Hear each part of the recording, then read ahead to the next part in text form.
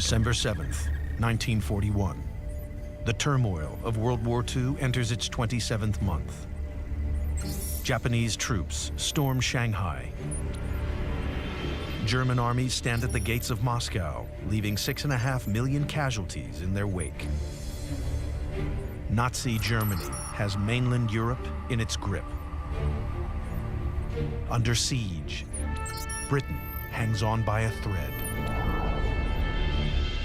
3,000 miles away, the United States remains at peace. 76% of her citizens support neutrality. At 7:55 a.m., the peace is shattered. 360 Japanese warplanes descend on Pearl Harbor.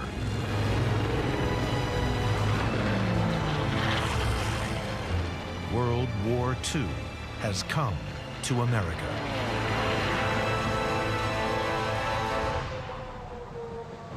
This is America's war as never seen before.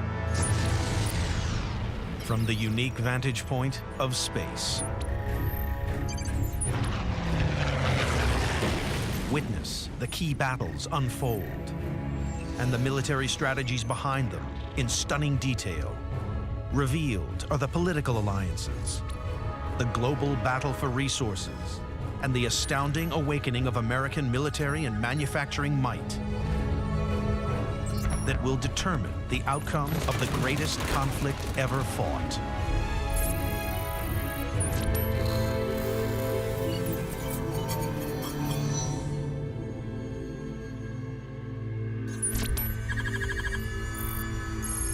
The unprovoked Japanese attack on Pearl Harbor will send shockwaves across the globe, but America has feared a strike for months. Since 1931, Japan's imperial ambitions have grown bolder and bolder. First, Manchuria is invaded, then China itself.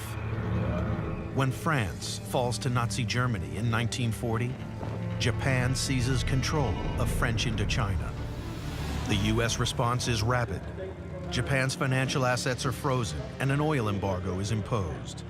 The message is clear: withdraw from Indochina or be economically crushed. After the embargo, Japan was faced with two choices: stop territorial expansion, give in to the demands of the Allies, or go to war. Japan chooses war. In the words of Prime Minister Tojo, it is either glory or decline. It is imperative that they make the first decisive strike. The Japanese knew they were never going to go toe-to-toe with the United States in a long naval war in the Pacific. They knew they didn't have the economic might, the military might, but it was a calculation that they could administer a knockout blow to the capital ships of the U.S. Pacific Fleet. If you could destroy the Pacific Fleet, the ability of the Americans to respond to anything for many months would be taken away. So the strike at Pearl Harbor was not just a strike at a symbol of American power, it was American power in the Pacific. What American intelligence cannot see is revealed from space.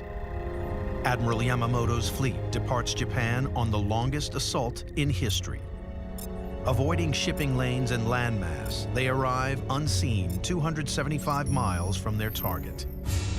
It's the perfect vantage point, beyond the range of America's defensive radar, but at the optimum strike distance for its force of 414 cutting-edge aircraft.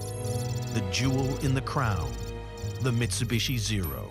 It's faster than anything that they've used before. It's incredibly maneuverable, and it has extreme range. But while the technology was pretty good, what mattered at Pearl Harbor was the man behind it. It was the pilot.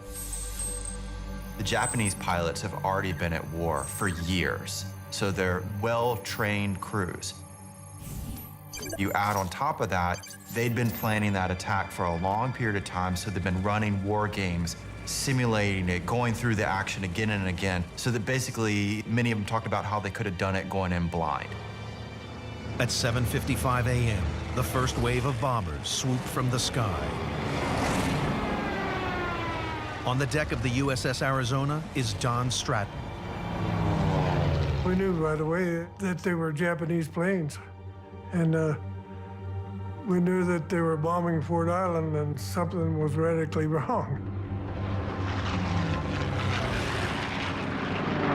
Planes were strafing and dive bombing. It was just a horrible experience and a horrible sight.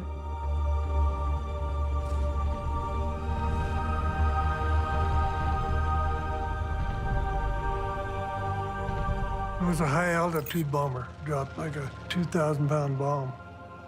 I mean, it just devastated everything in its path, and the concussion and the smoke and the fire was horrendous. It just was like you'd lost your home. Of 8 battleships at anchor, the Arizona, Oklahoma, West Virginia, and California are sunk. The rest severely damaged. In 68 minutes, Japan has crippled the heart of America's Pacific Fleet.